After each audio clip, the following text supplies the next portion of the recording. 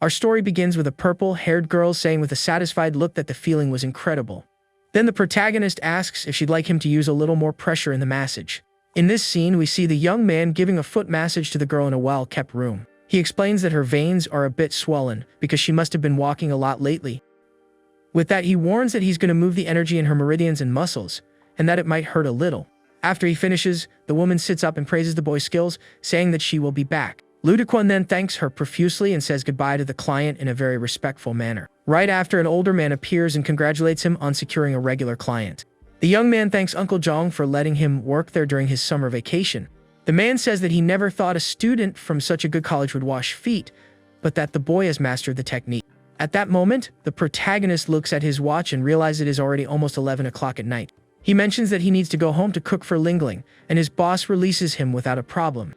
Uncle Jong thinks the boy is a smooth talker and popular with the clients, but his life story is a pity. When he gets home, we see him having dinner with his younger sister, Lu Lingling, who is 16 years old. The girl compliments the food, saying it's better than the schools, and he tells her to eat more so she can grow. It is revealed that their parents passed away 3 years ago, and he has to work to support the two of them.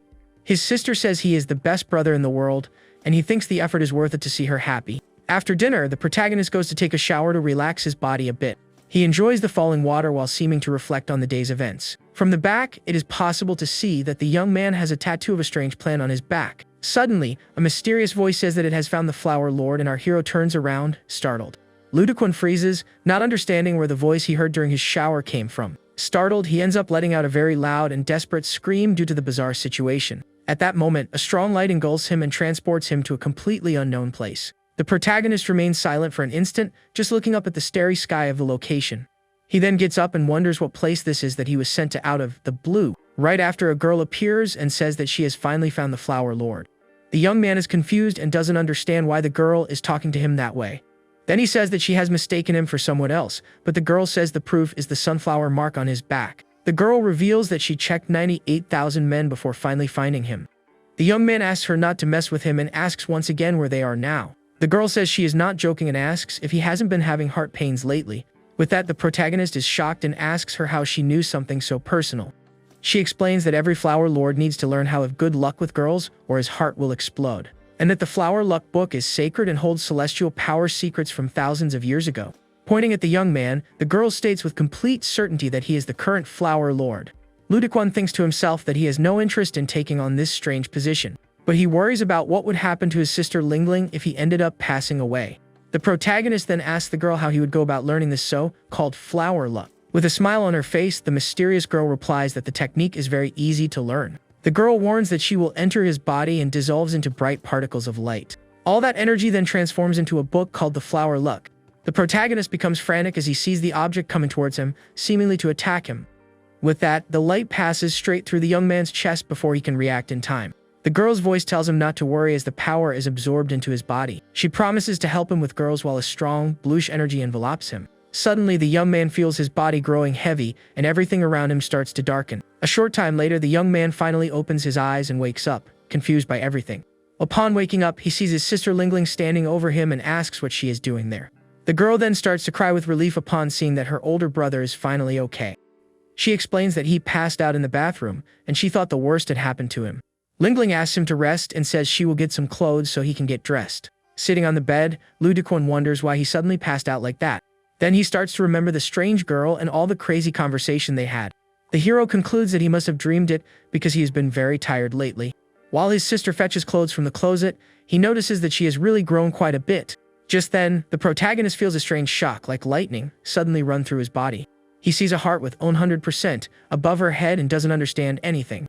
The girl's voice echoes in his mind and says that this is the affection system he gained. She appears beside him and explains that this will help him see how much girls like him. The young man and the girl stare at each other, and a strange energy connects their gazes. Startled, he lets out a shout, and the little fairy playfully touches his face while Lingling asks what happened. He plays it off, saying he was just clearing his throat, and tries to hide the girl from his sister. Then he asks who she is and how she got into his body, and the girl introduces herself as Sixie, the guardian. She says she is there to help him learn the flower luck and can answer any questions. The protagonist finds the whole thing weird and asks her to go back so Lingling doesn't see her. The guardian agrees without issue and transforms back into the form of the glowing book. But before disappearing, she warns that if the flower of love does not bloom in 1 year, there will be no salvation for him. Back in reality, his sister hands him the clothes so he can get dressed and get out of that situation. The girl then tells him to get dressed and leaves him alone in the room, looking quite embarrassed. The young man picks up the underwear and wonders why she brought even that for him. He turns completely red with embarrassment and doesn't know how he will be able to face Lingling after this. The next day, we see him arriving at the entrance of the massage parlor where he works. Sitting down, he thinks that Lingling left in a hurry because she was upset about the embarrassing situation from yesterday. But Sixie appears and says that the Flower Lord is wrong because her affection points haven't dropped. Ludiquan questions why she didn't eat breakfast and thinks this affection system is not reliable. The little guardian pouts and insists that the system never lies and suggests that if he doesn't believe it, she suggests he can test the ability on that girl who is just arriving at the place. At that moment, a woman in a blue dress enters the parlor and her affection meter registers 60%. Uncle Jong greets her and asks if the young lady would like a foot massage. The girl says she was shopping all morning and her feet hurt, so she asks for a skilled masseur. The boss replies that he will call the best employee and yells for Lu Dikwon to come attend to the client. With that, the woman in the blue dress sits on a sofa and elegantly waits for the service. Soon after, our hero approaches, holding a wooden basin with hot water. The client looks at him with disdain and asks if that boy is really their best masser. The man defends the young man, saying that he is young but has excellent skills and satisfies everyone. The woman then agrees but warns them not to try to fool her because she is a famous streamer. She threatens to expose the parlor in a live stream if the boy cannot make her feel good. With that, the girl starts the live broadcast and greets her followers with a peace sign. She shows the protagonist on the live stream and says she highly doubts he is the best person there. The streamer promises to share her experience later to see if the young man is really capable of anything. Zixi appears irritated and tells him to really show what the Flower Lord is capable of. The Guardian then advises him to use his spiritual energy in his hands for something magical to happen. The young man prepares to start the procedure and stares at the client's foot with determination. Impatiently, the woman asks why he hasn't started giving her the massage yet. He replies that he will start right now and takes the girl's foot with great care. Ludiquan places her feet in the water and asks if the temperature is comfortable for her. On her live stream, the streamer comments that the service is average and not as good as the owner promised. The young man worries because he doesn't want to ruin the shop's reputation and wonders how to satisfy her.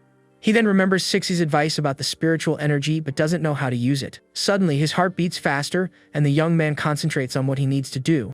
A powerful bluish energy begins to flow from his body and concentrates in his hand. Upon touching the client's leg, a strange and pleasant sensation runs through her body. Shocked, the woman suddenly sits up in the chair with an expression of surprise.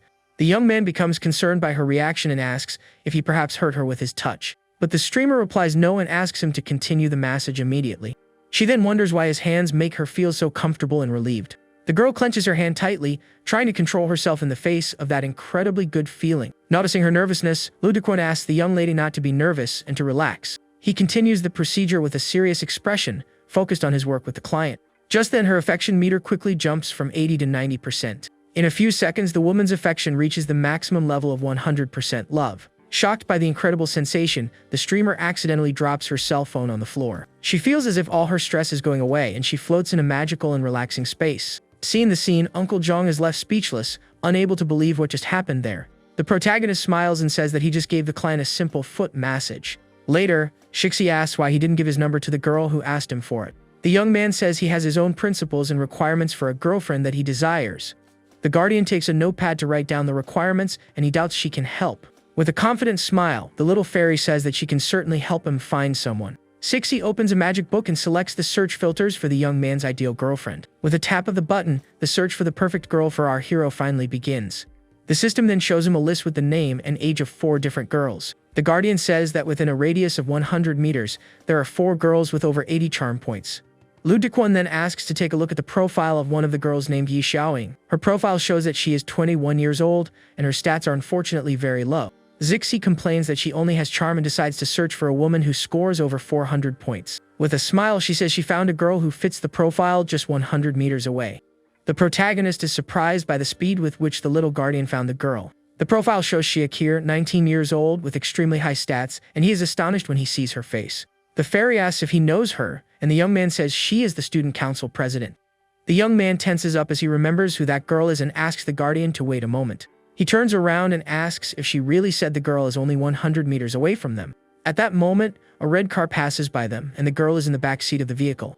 The council president looks out the window with a serious expression on her beautiful face. Zixi asks why he is hiding, and the young man says it's because of what happened before. With that, the story goes back to 1 month ago to show what really happened between the two. We see the protagonist running happily because he is finally on vacation so he can work. But while running distracted, he ends up bumping into a girl passing in the corridor. An impact noise echoes through the place, indicating that the encounter was not friendly at all. He bows and apologizes for the bump that just occurred between the two. At that moment, he becomes shocked and flushed when he realizes where his hand accidentally landed. To his despair, his hand ended up landing on a very awkward spot on the girl. He says he ran away in fear and that he can't encounter her again or it will be a disaster. The young man says that love depends on destiny, not data, and asks Zixi not to get involved in this. Arriving home, the protagonist climbs the stairs toward his apartment. Then he is startled to see a large red paint stain splashed on the door. Worried, he runs inside and asks if someone intimidated her to make her cry. She explains that a man came to collect the money and threatened to take their house in 1 month. With a determined look, he promises her that no one will take their house. Absolutely not. Alone, he researches on his phone how to get 1 million in just 1 month to pay the debt. He remembers that his father borrowed 50,000 from a loan shark, and the debt turned into 1 million. Just then, a notification appears on his phone, and he thinks this is easier than robbing a bank. The news talks about a guy who got a car and 280,000 from a client. The young man wonders how people in the same line of service get so much money like that. Zixi appears and says that he can also be a stress reliever like that guy. She says that this way he can earn money and practice the flower luck at the same time. The protagonist realizes that being a stress reliever is basically about making girls happy. With a confident look, he believes that with his current ability, he can do this. The scene then shows us a nighttime view of the big, well-lit city. Looking at a building, he promises himself that he will protect his family no matter the cost. With that, he arrives at a very lively nightclub full of lights to look for the job. Inside, a bald security guard accompanies him through the place, which appears to be very chic and busy. Several people are sitting on couches and having a great time with the club's employees. The protagonist observes the environment, and a girl even winks at him with a smile on her face. The security guard takes him to a room and knocks on the door to let the boss know he has arrived for the vacancy. Upon entering, the young man finds a very beautiful woman sitting on a throne like a queen. The woman then asks why he wants to be a stress reliever, and the young man replies that it is for money. She says he is honest but warns that this is a lucrative business only for those who have skill. With that, the boss approaches to take a look at him and says that the young man is quite handsome. Lu Dequan becomes flustered and nervous at the sudden approach of the powerful woman, but she finds him too young and not daring enough to make clients happy and relaxed. She says he has no potential and sends him away because she sees no charm or charisma in him. The hero is disappointed that he didn't even get the chance to show what he is capable of. As he leaves, an irritated woman shouts at an employee because a guy named Leon isn't there. She accuses the club of hiding the young man and asks if they think she can't pay for the service. To prove her point, the lady opens her purse and pulls out a lot of cash. With that, she throws the money at the employee and demands that Leon show up to drink with her now. The boss approaches, and the employee explains that they called, but Leon did not answer the phone. She thinks that Mrs. Lee is a platinum member, and this will stain the club's reputation. The boss orders someone else to drink with Mrs. Lee and tells them to keep calling Leon. With that, an employee approaches the irritated client and offers to drink with her for now. Mrs. Lee becomes furious at the young man's audacity and scornfully asks who he thinks he is. Without thinking twice, the uncontrollable woman gives the poor guy a hard slap across the face. But before she could do anything else, Lu Dequan appears and firmly grabs her wrist. Then he stares at her and tells the lady not to hurt other people in such an aggressive way. The boss is shocked to see that the rejected boy is causing trouble and decides to handle it. The client is surprised that she is not angry and actually feels quite comfortable with his touch. He asks her not to be angry, and the woman agrees to calm down as energy flows from him. The manager can't believe he managed to calm her down and thinks her judgment about the young man was wrong. Now calmer, Mrs. Lee asks how long he will hold her hand and if he is new there. The boss interrupts and praises the client's good eye while the protagonist feels awkward about the scene. She introduces him as Yuan Kai, the new employee who will serve Mrs. Lee for the evening. The scene cuts to a nighttime view of the city with the buildings all illuminated by the full moon. Elsewhere, we see a silver-haired man in a room with a woman in a bold pose. Just then, his cell phone starts ringing insistently on the nightstand, but he doesn't answer it. The young man answers and says that he was with a client and that Mrs. Lee is hard to please and won't accept others. On the other end of the line, the employee warns that a newbie is making Mrs. Lee very happy. After delivering the message and leaving the young man worried about the boss, the employee hangs up the phone. The man is furious that a newbie stole his client and decides to teach him the cruelty of the business. In the boss's office, she says that what he did exceeded the expectations she had of him. She praises him for having the courage to confront a client and still manage to calm her down. With that, the manager admits she was wrong about him and that she changed her mind about hiring him. She welcomes him to the club and says he has officially become one of them now. The protagonist is surprised but bows and thanks the boss for the job opportunity. The woman then gives him some money and tells him to buy new clothes to make a good impression. He takes the money and promises that he will pay it back as soon as he receives his first payment. But she says he doesn't have to, as it is the commission for serving Mrs. Lee, and tells him to come back tomorrow. As he leaves, the boss thinks he is interesting and wonders if it was luck or talent. Already at home, the young man counts the money he received and reaches the incredible amount of 10,000. He thinks he earned the equivalent of 2 months of massaging just by drinking with a client. The young man decides to use only 1,000 for the suit and save the other 9,000 for the debt. Lying down, he thinks he needs to rest to be ready for the next day and earn 1 million. The next day, we see the front of the club and our hero ready for his first day. Just then, a red Ferrari arrives, tires screeching, and stops in front of the luxury establishment. Out steps Leon, the club's #1 employee, with an air of superiority and confidence. A colleague warns him to be careful with the boss, but he doesn't seem to care about that. Leon says his clients are obedient and asks who the newbie was who attended to Mrs. Lee. The colleague points to a young man with his back turned and says he doesn't know why she was satisfied with him. With an evil smile, he says that to return the favor, he will recommend him to a certain Zhao Ying. The colleague thinks that recommending a newbie to the newbie killer is clearly an act of revenge. At that moment, a woman in high heels arrives at the club with firm, confident steps. All the employees greet her and welcome her to the club in a very respectful manner. The young men are terrified because the dreadful newbie killer has finally arrived. One of them explains that she evaluates newbies and publicly shares the score, which is why she is feared by everyone. The woman then approaches and asks if the protagonist is the club's new employee. She says that she will choose him for the evening, and his co-workers stare at him with pity. Alone with the client, the young man serves her a glass of wine to start the night well. She says that drinking is boring and invites him to go out, but he refuses, wanting to stay right there. The client becomes irritated by the refusal and questions him for rejecting a client's request. Lu Dequan observes the environment and sees the other employees interacting with the clients. Then he changes his mind and says that if Miss Zhao wants to go out, he will accompany her. With that, he follows her to a hotel suite, and the door closes behind the two of them. The young man gets nervous and wonders if they are actually going to do that in the suite. Zixi appears and warns him that he needs to stay pure until the flower blooms on his back. She says that if he doesn't do this, his heart will explode, and he will perish instantly. The protagonist is in shock and speechless upon discovering such important information. He then grabs her and asks why she didn't say something so important before all this. The guardian shrugs it off, replying that he didn't ask anything about the subject either. He opens the room door, and the client questions him for still wearing all those clothes. He thinks he cannot risk his life and that the only option left for him is to escape. But Zixi advises him to make her affection reach the maximum so she doesn't hurt him. Impatiently, the client asks why he hasn't taken off his clothes yet to start the fun. With a smile, he asks if she would like to try his massage and promises that she will like it. The young man guarantees that he learned it at a parlor and that all his clients have always been satisfied. She agrees to try and he prepares himself, thinking that it is now all or nothing for him. Then he starts the massage on her shoulders and uses his spiritual energy to enhance it. The woman is surprised by the incredible sensation that his touch provides to her body. She feels as if she were perishing in the desert and suddenly drank ice water. He explains that the massage relieves discomfort, and she agrees, feeling very good. With that, her affection begins to rise quickly, and the young man realizes that it is working. The client thinks his hands are magical because no one has ever made her feel so relaxed. In a few moments, her affection meter reaches the maximum level of 100%. She says it's wonderful and feels rejuvenated as if every cell has been activated.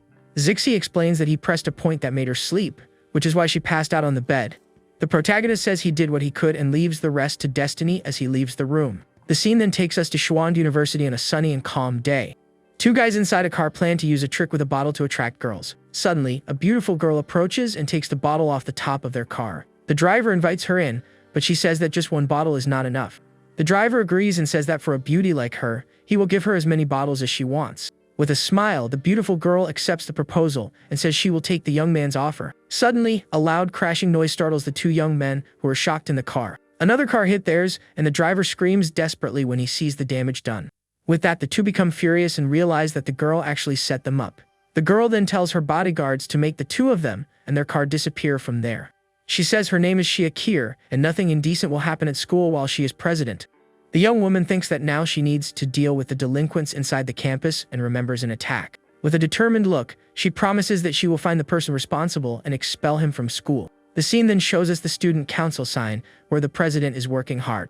At that moment, we see Lu Dequan standing in front of the student council office door.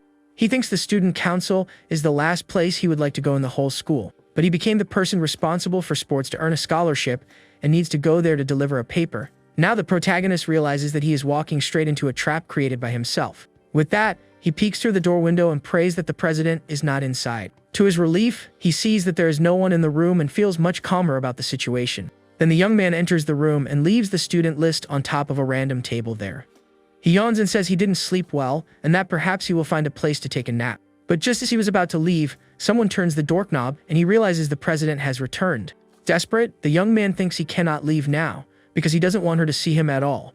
He turns around startled and thinks that if she remembers what happened, he is in trouble. Without thinking twice, the young man runs into a room to hide from the president. Inside, he finds an extravagant and well-kept room with an expensive computer.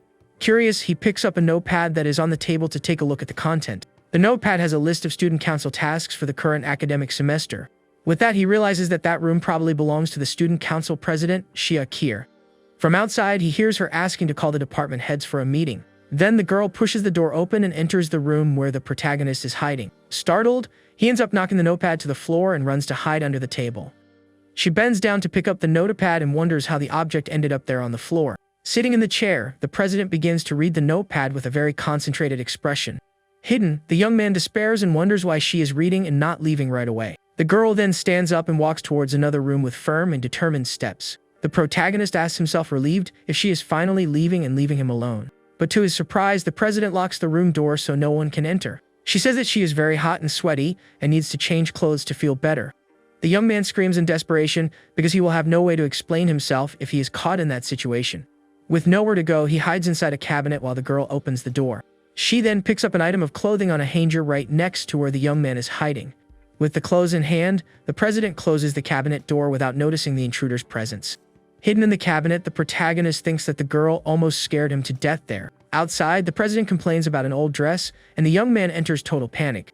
To his despair, the girl opens the cabinet door to get another outfit to wear. Startled, the young man grabs a black dress to try to cover himself, but it is already too late. The president is in shock when she sees him and lets out a very loud scream of pure terror. He then covers her mouth and tries to explain that the whole thing is just a misunderstanding. Just then, the girl loses her balance, and the two fall as someone knocks on the door from the outside. With that, they end up falling to the floor in a very suspicious and awkward position. The president is frozen with wide eyes, not knowing how to react to that. Angrily, the girl pushes the protagonist away from her to get out of that situation. The girl then stands up, all embarrassed, and moves away from the young man who remains on the floor. Without thinking twice, the young woman runs and grabs the doorknob to escape. With an expression of pure fury, she opens the door to see who is outside. But the hero holds her again and says that he is not a pervert and that everything was an accident. At that moment, a strange energy begins to flow from his hand to the president's body. She wonders why she feels a tingling sensation that makes her relax with the young man's touch. The sensation is so strong that her legs give out, and the girl ends up falling to her knees. The protagonist is surprised by her reaction and asks what is happening to her. The girl tells him to take his hands off her and asks what he did to her body to make it react like that.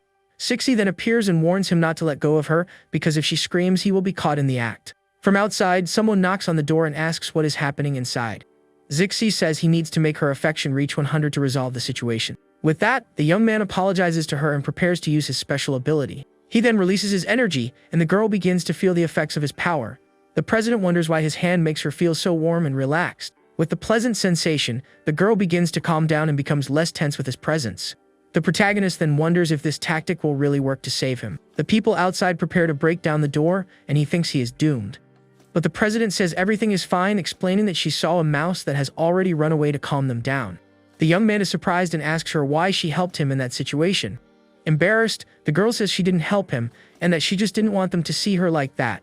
He tries to explain the misunderstanding, but the girl is already getting dressed to leave there. The president warns him not to tell anyone about what happened, or he will be in trouble. With a nervous smile, the young man promises that he is a man of a closed mouth and will not say anything. She says her mother taught her not to trust men and stares at him with a challenging look. Not understanding anything, the protagonist asks her what she wants to do with him now. 5 minutes later, the president introduces him as her new assistant for the council. All the student council members applaud the arrival of their new team member. The young man smiles awkwardly and thinks he lost his free time and his freedom all at once. With a look of dismay, the protagonist laments having lost his precious freedom. With a forced smile, he laments having lost all of his precious freedom forever. Back at the club, we see the employees welcoming someone important to the venue. A colleague then asks how the night with the newbie killer went, and he says it was fine. The young man warns that if she hadn't been satisfied, he would have been expelled from the business forever. Just then, the protagonist worries because he left her sleeping and fears that she will complain about him. Suddenly, Miss Jo appears and a colleague tries to apologize for any mistake the newbie made. From afar, Leon observes him with hatred and promises that he will make him pay for stealing his clients. The employee continues trying to calm the woman, but she seems not to care about him at all. But she ignores him and says that Yuan Kai was incredible and that she will give him 100 evaluation points. Upon hearing this, Leon is so shocked that he ends up breaking the glass he was holding in his hand. The colleague is stunned because the newbie surpassed Leon's score, which was 985. The girl then says that from now on, she will only look for him when she comes to the club. With even more anger, Leon squeezes the glass hard and shatters it in his hand for good. A girl worries about his hand bleeding, but the young man seems not to care about the pain. With an evil smile, he says he is fine and that she shouldn't worry about it. He thinks that no one can take his spot as the most popular, and that he will find a way to deal with the newbie. Night falls once again over the big city, full of lights and dark secrets. At a bar, some girls comment on the new host who is more popular than Leon. We then see the protagonist with a new client preparing to start another job. The client lies on the bed and, with a soft voice, tells the young man to begin the procedure. He uses his ability and a powerful white energy flows from his hand to her body. The client says that the feeling is as good as they said and is very satisfied with the service. The young man thinks that ever since Miss Zhao promoted him, all the clients want a massage. Outside, the women are fighting to see who will be the next to be served by him. The other employees complain that this is not a massage parlor and that he has surpassed Leon. With his pride hurt, Leon stares at his rival with a look of hatred and contempt on his face. Leon's co-workers then perform a strange salute to show loyalty. A client comforts him and says she will do her best so he doesn't lose to anyone. With an evil smile, he asks her to do something for him, and the girl agrees immediately. The next night, Leon announces that it is Yuan Kai's turn to attend to Miss Mary. The others are shocked because she never asked for another host, and Leon lost the battle. Alone with the client, the young man stares at her and realizes that her affection level is very low. He then offers to pour her some wine, but the girl seems not to like him. The client says she doesn't understand how someone with such bad taste would choose him and insults him. Angrily, the woman shouts that she never said she wanted to switch hosts and calls him rude. She explains that she asked for him to find out how good he was that clients would switch Leon for him. The girl then says she wants to try the massage and that they need to find a suitable place. But he refuses to go out with clients and thinks the boss exempted him from that because of his good work. The client lights a cigarette and provokes him, saying she would give a 100,000 tip if he satisfied her. Shocked by the amount, he changes his mind and takes her to the entrance of a luxury hotel. Inside the car, Leon makes a call and with an evil smile says that the fun has begun. The scene then takes us to a dark and gloomy alley where something bad seems to be happening. There, we see a man fallen on the ground, all bruised and with a very wounded face. An aggressor threatens to give his hand to a dog if he doesn't pay the rest of the money. Suddenly, the injured man's cell phone starts ringing, and the aggressor gets irritated. On the other end of the line, Leon greets him, and the aggressor doesn't understand who is speaking. Angrily, Leon warns that Mary is his woman and threatens to beat him if he harasses her again. The aggressor challenges him to give the address, and Leon says he is at the hotel with Mary for him to come there. With that, the young man hangs up the phone in the face of the man who becomes furious at the affront. With an evil smile, Leon tells the protagonist to enjoy a special present. In the hotel room, the young man asks if they are going to start the massage, and the client seems hesitant. The woman then invites him to drink first and grabs a bottle of wine for the two of them. She remembers that Leon asked her to give him the wine with a sleeping pill and throw his clothes onto the street. The protagonist drinks the wine and says he will avenge Leon because she intimidated him before. Lying on the bed, the client says that the money is as if he can make her happy that night. He guarantees that he set the energy to the maximum, and that he will certainly make her very happy. But upon touching her, the girl lets out a sharp scream of pain and writhes on the bed with the sensation. She shrinks back and wonders why she is suddenly feeling so much pain in her body. Zixi explains that the bottle of wine they drank had something strange inside it. The guardian reassures him, saying that he has the cultivation the flower luck and will not be affected. The guardian explains that the flower luck is a vital energy, and as water is the source of life, he is immune to poisons. She says that his massage alters the blood, that this same energy purifies any drink he consumes. The young man is surprised that the technique is so powerful, and Sixie gets irritated because he doubted it before. With that, he puts his hand on the client's forehead to use his energy and help her get rid of the substance. He helps her and wonders who put that in the wine, but a man starts pounding loudly on the door. The protagonist finds the voice familiar and realizes that this was a trap, but fortunately, he was not affected. Through the peephole, he sees that it is Zhang Hoi, the loan shark who is collecting his family's debt. The hero remembers that Mary is the loan shark's woman, and if he is caught there, he will be in serious trouble. Desperate, the young man looks for a place to hide but realizes that he has nowhere to go in the room. With no other option, he goes to the hotel balcony and Sixie asks if he is really going to climb down there. The young man said since he now masters the power of water, he will try to use that ability to escape. Then he touches a pipe that breaks, and Sixty warns that with only water, he won't be able to climb down. But the protagonist has another idea and thinks that if water doesn't work, perhaps ice can help. With that, he creates 2 ice stakes and uses them to climb down the side of the building safely. Upon reaching the ground, he sees Leon's car and realizes that it was who set up the entire situation. Suddenly, an ice stake goes through the car and narrowly misses hitting the purple-haired young man. Leon is shocked to see the protagonist falling from the sky right in front of him, not understanding anything. Without wasting time, the hero hits him with a precise kick to the head to get revenge for the trap. Then he warns the loan sharks that the guy they are looking for is there and walks away calmly. With that, the aggressors find Leon, and the loan shark asks what happened and if he was the one who called. The loan shark shows the cell phone and accuses Leon of being brave for messing with his woman, and the young man denies everything. With a knife, the man threatens him and says he will ruin his handsome face, and Leon begs for his life.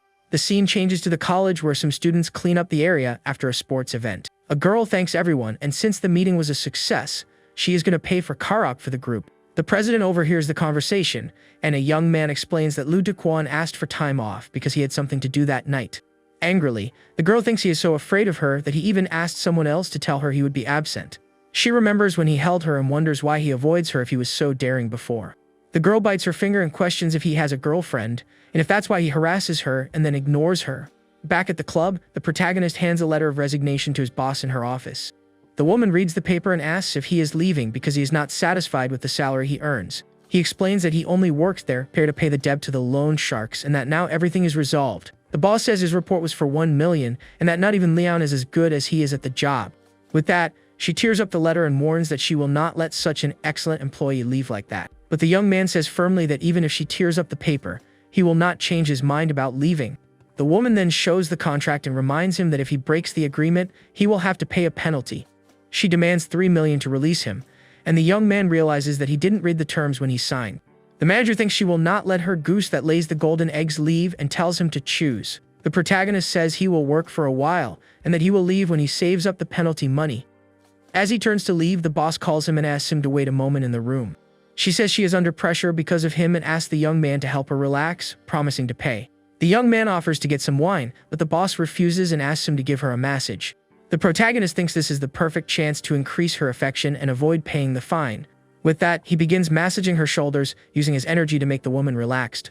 But he finds it strange because her affection does not change and remains stuck at the 50% level. Suddenly, the woman falls asleep, and the young man wonders why she ended up falling asleep so quickly.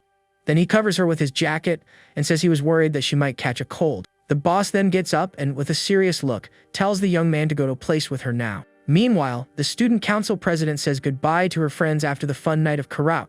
She asks the butler if the club is a place for girls, and he seems to agree with the young woman. The man then whispers in her ear, and the young woman becomes completely embarrassed by what she just heard.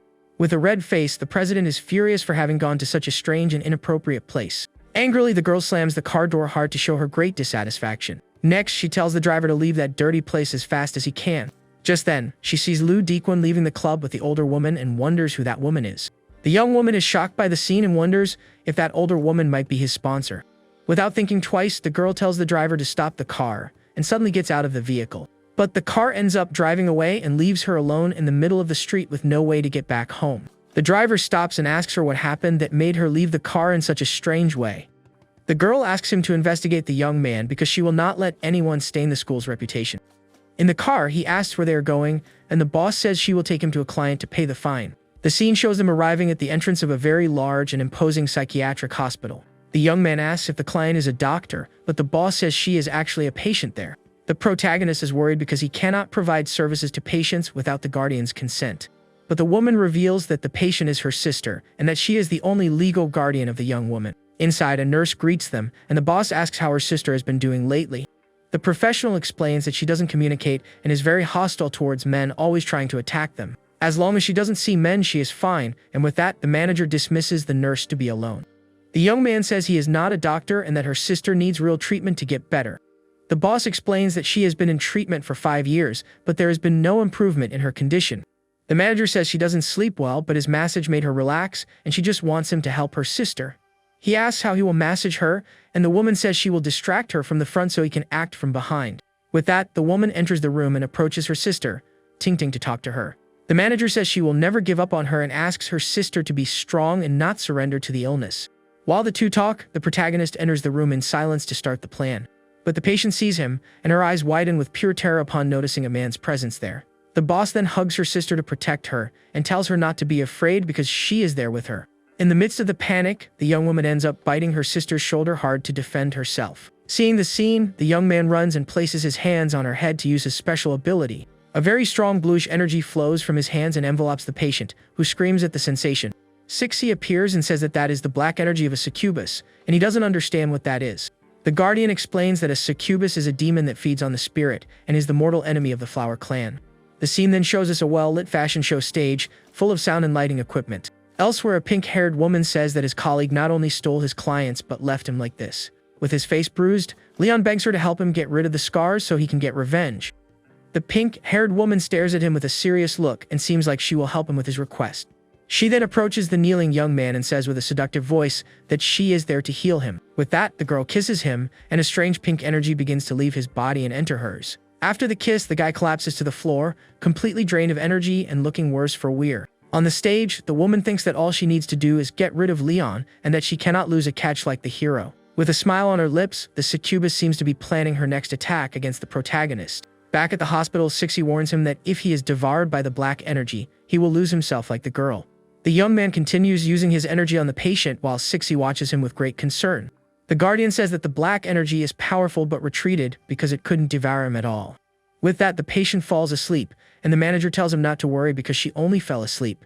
He notices the bruise on her shoulder, but the woman says it is nothing compared to what her sister suffered. Sixie then asks him to ask how her sister became like this, and the young man obeys the Guardian.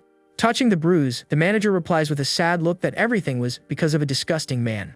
She recounts that 5 years ago, Tingting said she fell in love, and she encouraged her to introduce him. But shortly after, the girl disappeared, and she called the police and friends, but no one knew about her. Half a year later, the police found her in a warehouse with other young women who were also very shaken. The protagonist asks if she knows who the man is, and the boss says she's never seen him but shows him a poster. The post is a selfie of the girl with the caption saying she is very happy with her boyfriend. The boy asks who the boyfriend was, and the manager says she never met him but wants revenge on him. The scene then shows the manager's car leaving the hospital in the middle of the dark and silent night. Inside the vehicle, the young man thanks her for the ride and says that he has arrived home safely. But as he was about to get out of the car, the woman called him back and asked him to wait a little longer. Then she kisses him on the cheek as a reward for helping her sister sleep well that night. Outside, her younger sister sees the scene and ends up dropping her books on the floor in fright. The boss smiles with satisfaction and bids farewell to the young man, saying that she will see him again the following day. Alone, the protagonist thinks that the manager has suffered a great deal and wonders if her sister can be cured. Zixi appears and warns that the energy is strong and difficult to remove unless he improves his cultivation. He thinks this forces him to go out with more girls, and his sister watches him from afar, hidden. Lingling is shocked by what he hears and wonders why his brother has become such a person. The next day, she asks him if he's dating anyone because he's been coming home late, and he denies everything immediately. With a suspicious look, the girl asks if he was also working the previous night. The boy confirms this and says he needs to work to support them while drinking something from his mug. She thinks he calls dating work and wonders if he's doing it for money. In a fit of rage, the young woman slams her hand on the table with all her might, making a very loud and frightening noise. Then she storms off in a rage, and the boy wonders why she suddenly got so angry. In her room, she decides that she can't let him stray from the path and that she needs to stop him soon. The next day, the protagonist leaves home, and the student council president surprises him at his front door. The girl offers him a ride, but the boy refuses and says he's going to work by bus. The girl questions him about taking the bus when he's the star of the club and says it would be a shame for him. She accuses him of tarnishing the school's name by working in such a place, and the boy doesn't understand. With a furious look, the president threatens to tell the school everything if he doesn't explain himself. Suddenly, his sister appears and defends him, saying that love can't be bought and that he doesn't like her. The protagonist becomes desperate and realizes that the two of them misunderstood everything in that confusion. Then he asks the president not to take into account what his sister said because she is young and ignorant. He tells Lingling to go home and do her homework, but the girl refuses to leave. She says she's not a child and that she saw everything he did to the woman the previous night in the car. The young woman accuses him of selling himself to women, and the president gets angry and asks what she's talking about. Amid the confusion, people around begin to gossip and judge the girl for hanging out with a new boy. The driver suggests they talk in the car to avoid further gossip, and the president agrees. With that, the three get into the car and the vehicle speeds away down the street, far from there. The scene then shows the club staff welcoming arriving customers. Suddenly, a very beautiful woman with pink hair enters the establishment with a superior air. The employees are shocked to see supermodel Gan Weiwei, and one of them says he would pay for her. An employee approaches and asks if she has a preference, and the young woman says she has heard of Yuan Kai. The young man says he is on his way and offers to introduce her to other employees in the meantime. But the model refuses and with a wicked smile says she's going to rent the entire club that night. The employee says he can't because there are already customers, but she doesn't mind and says she'll rent the club anyway. Two customers gossip and say that she's conceited and must have gotten the money from some rich old man. The model then uses a puppet worm to control the minds of the girls who offended her there. The worm then bites one of the girls in the neck, causing her to start acting very strangely. The two start fighting and saying they deserve it for being such gossips and chatterboxes. The employee approaches and asks what happened, but the two continue hitting each other relentlessly. The worm then bites the boy's neck and silences him so that he doesn't interfere with her plans. With everyone under his control, the employee offers to arrange a private room for the model. In the room, the girl is having fun with two employees while waiting for her real prey to arrive. In the car, the boy's sister apologizes and says she didn't know she was the president of the student council. The president says that the fault lies not with her but with him for having a job that is not at all serious. In anger, the girl steps on the protagonist's foot, causing him considerable pain because of her high heel. The young man tries to endure the pain in silence and shows no reaction so as not to irritate her further. He explains that he did this to pay off the debt, and that he has already paid everything so that they don't lose the house. The young man says he tried to quit his job but needs to pay a fine for breaking his one-year contract. Upon hearing that the fine is 3 million, the president is shocked by the absurdly high amount. But she laughs and says that's just her monthly allowance and that she'll pay the fine for him. He refuses the money, but she says it's an advance and that he will have to work for her. His sister encourages him to accept, and he asks what she wants him to do and if he will be able to do it. The president reassures him and says it's a basic job like serving tea or giving her a massage. She asks if he will accept the money or if he can't quit his job, and the young man becomes thoughtful. With a smile, he accepts the proposal and promises that he will work hard to repay her someday. With a flushed face, the president orders the driver to go to the club to resolve the young man's situation. With that, the white car accelerates and heads towards the luxury establishment to settle the bill. Upon arriving at the club's facade, the three get out of the car and prepare to enter the premises. The protagonist's sister asks if she can come in to take a look, but he immediately refuses. The young man says he's going to quit his job and that he's leaving right away, thinking that he can't let his sister in there. The president says she will wait for him with his sister and tells the young man to return as quickly as possible. Alone, he pushes open the glass door to enter the club and sort out his life once and for all. Upon entering, he finds the silence and the lack of people strange and wonders if there is nobody there. Suddenly, an employee appears and the boy gets scared and asks where everyone from the club is. The coworker stares at him strangely and doesn't answer the question of where everyone went. The manager explains that everyone is serving the guest in the private room and that she has been waiting for him for a long time. The young man says he can't attend to anyone because he needs to speak with his boss about a serious matter. But the man insists and tells him to go attend to the guest who is waiting for him in the private room. Sixie appears and warns that the man's mind is being controlled by a succubus worm. The guardian explains that this succubus controls insects, and since its range is 50 meters, it is nearby. She says the guest is a succubus, and since she doesn't know her identity, they have the chance to attack. But he despairs because he doesn't know how to fight, and the guardian says that he has surpassed humans and is her nemesis. Suddenly, two security guards appear and surround him to prevent him from leaving the club under any circumstances. With no other choice, the boy decides he will have to fight and hopes Sixie is right about him. The security guards escort him to the room and announce him as the employee the guest had requested earlier. Inside, the succubus is surrounded by several employees who massage her in a very daring manner. With a smile, the woman orders the others to leave, leaving only the protagonist with her in the room. The boys leave, and the manager and another employee exit the room to leave them alone. The young man watches the two leave and prepares himself for what will happen next in that place. The succubus invites him to come closer and says that she has come especially to see him that night. Zixi advises him to act normally so he can attack her when she lowers her guard for a moment. With a smile, the boy sits down next to her and compliments her, saying she looks like a movie star. The succubus says it's no wonder he surpassed Leon and that with his smooth talk, no woman can resist him. Next, the woman offers the protagonist some wine and invites him to drink with her. Zixi warns him that there is a monster in the cup and that it is a worm that transforms blood into succubus energy. The succubus asks him why he doesn't drink and questions about whether he thinks there's anything wrong with drinking. The guardian says that normal people don't see the worm and that it needs to drink so as not to arouse suspicion. Outside, the girls are worried because he's taking too long to leave the club. The boy's sister fears that they didn't let him out and that they've locked him inside forever. The president tells the young woman to wait and says she will see why the employees cannot resign. Meanwhile, the protagonist stares at the glass and seems to be gathering the courage to drink the liquid. But to the woman's surprise, he refuses the drink and says he absolutely cannot drink that wine. Furious, the succubus surrounds herself with several worms and asks why he doesn't want to drink with her. The boy says his skill is massage and that if he drinks it, it will affect his performance with her. With a serious look, he thinks that if this excuse doesn't work, he'll have to fight the succubus.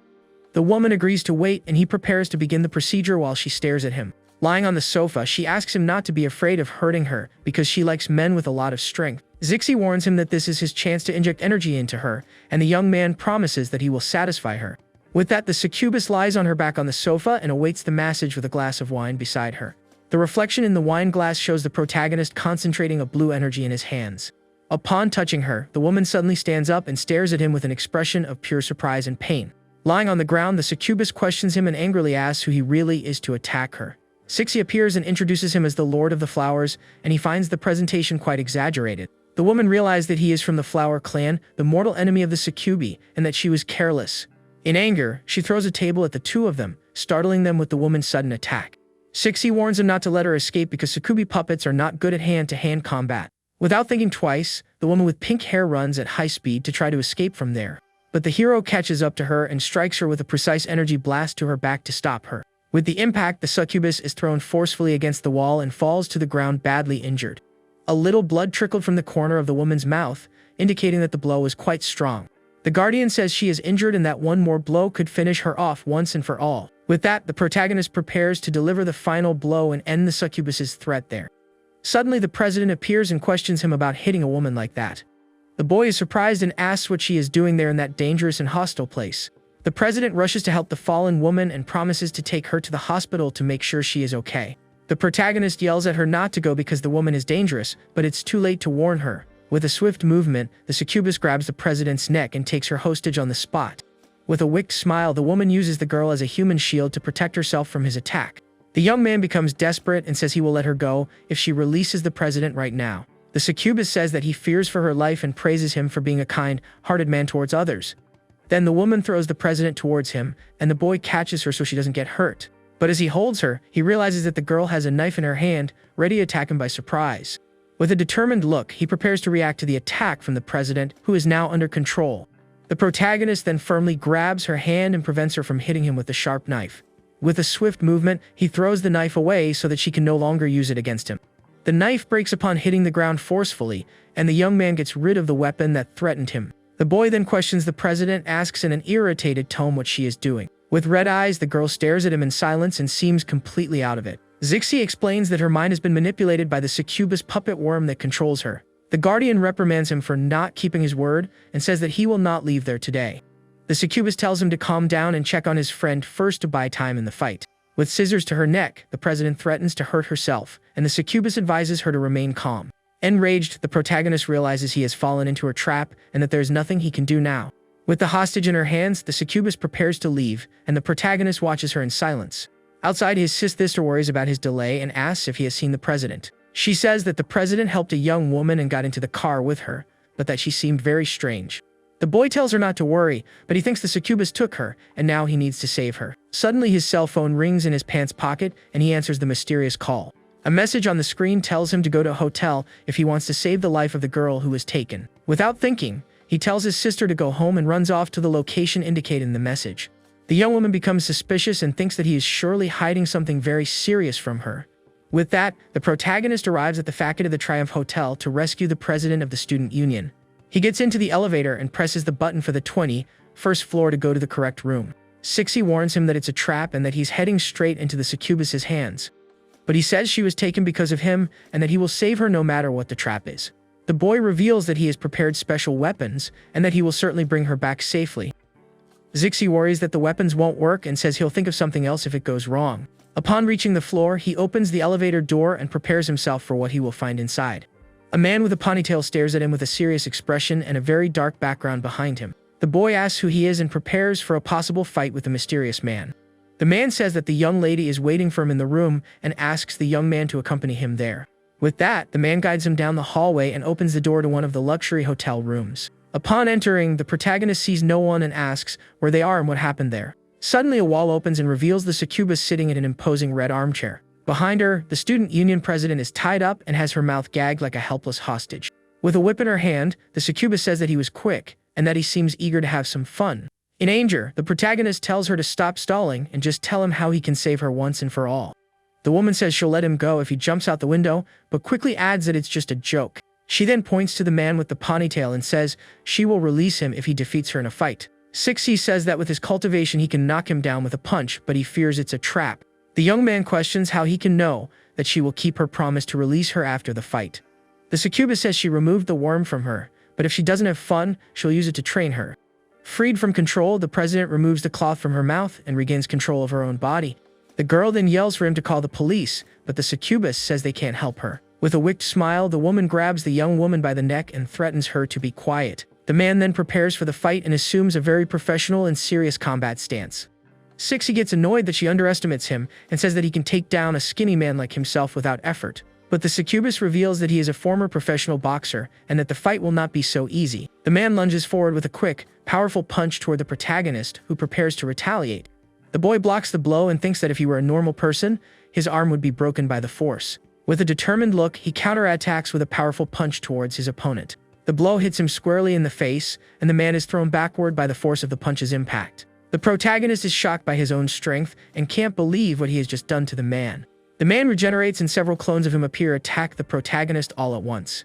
He reveals that he has the master's power and that his punch will never reach him because he is invincible.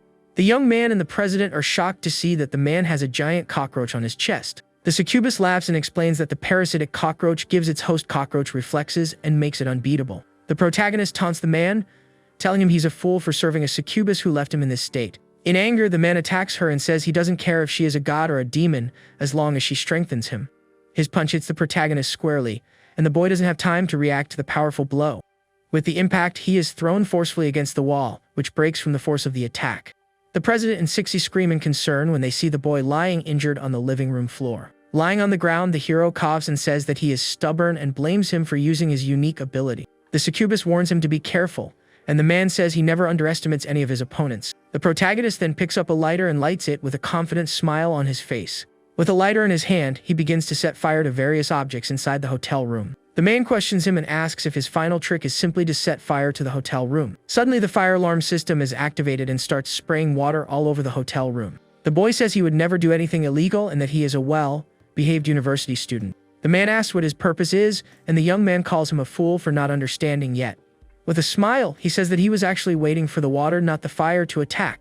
With the water on the ground, he uses his ability and a very strong bluish energy flows from his body. Then he touches the wet ground and freezes all the water in the room to trap his opponent's feet. The man asks if he thinks he can beat him like that, and the protagonist smiles confidently. He explains that cockroaches become inactive in the cold, and that is why his movements became slower. The boy takes advantage of his opponent's slowness to close the distance and land a precise blow.